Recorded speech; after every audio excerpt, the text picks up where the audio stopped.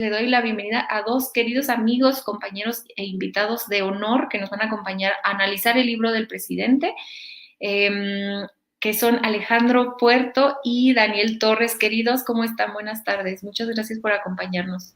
Buenas tardes, ¿cómo están? Saludos, Renata, gracias por la invitación. No, hombre, gracias a ustedes. Pues acá el público los aclama y quisiera yo preguntarles, lo primero, ¿cómo vieron el libro? Les decía yo aquí a la gente que creo que Más allá de filias y fobias es un grandísimo texto que te deja entender mucho de cómo funciona la mente de este animal político que tenemos como presidente hoy. Pero quisiera saber cuál es su opinión, cuál es su balance y después tengo algunos pasajes, algunas partes del libro que quisiera que analizáramos juntos, pero ¿qué les pareció? Si quieres empezamos contigo, Alejandro.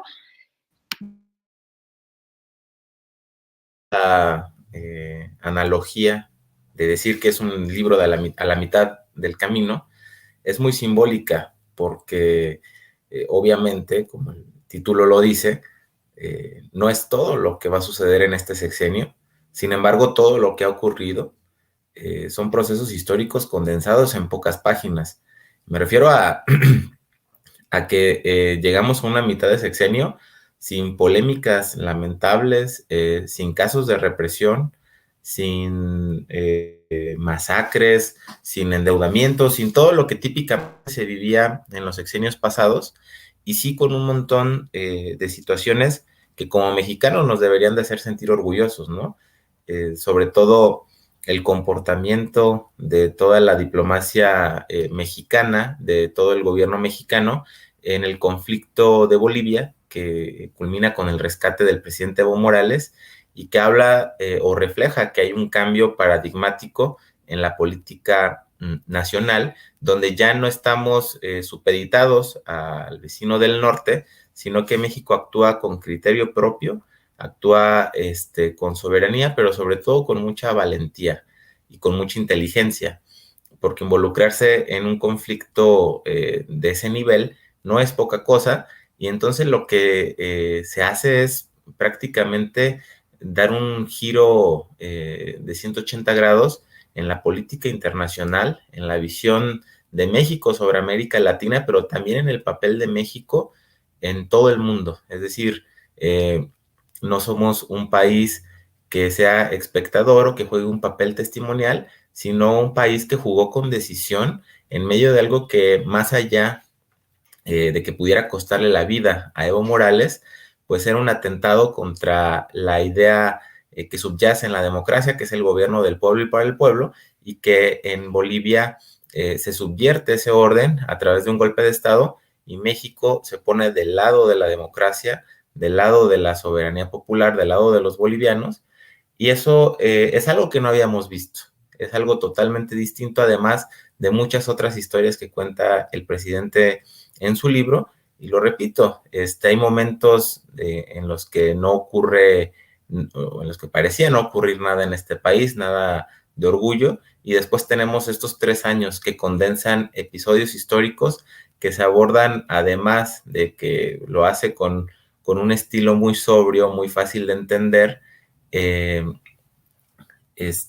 lo explica de manera maravillosa y nos permite entender que estos procesos históricos que se están viviendo tendrán un significado durante muchos años. Totalmente de acuerdo. Y creo que algo fundamental que mencionas es justo este lenguaje pues que permite que cualquier persona pueda entender lo que está pasando en la política mexicana. Y creo que esto es una de las transformaciones más importantes que tenemos en nuestro país, que es que la política ya es para todos, no está guardada para ese grupo de élite que está hablando con este lenguaje que nadie podemos entender, sino que el libro se lee ligerito. Les decía que lo que decía Pedro Miguel, no es como una novela porque está ligerito y podemos entender muchas cosas de política exterior muy complejas en un lenguaje para todos y todas. No sé cuál es tu balance, querido Daniel, ¿qué pensaste?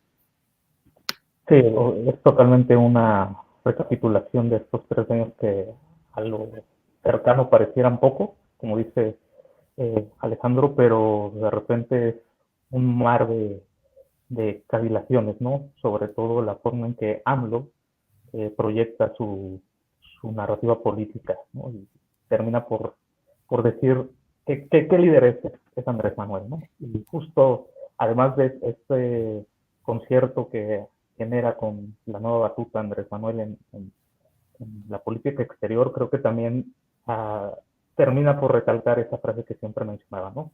No hay mejor política exterior que la interior. Entonces lo hace así, solo con unas pinceladas ahí nos va dejando ver esas dos formas de empacinarlo, ¿no?